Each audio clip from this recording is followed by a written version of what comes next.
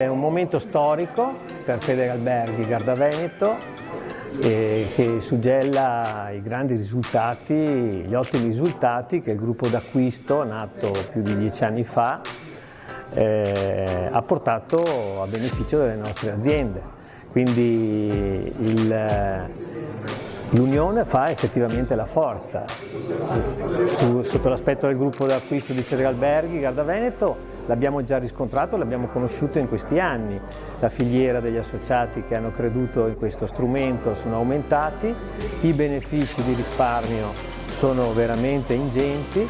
Oggi iniziamo un capitolo nuovo che è quello di inserire in questo strumento anche i colleghi della sponda lombarda, in primis con il consorzio CARS di Sirmione.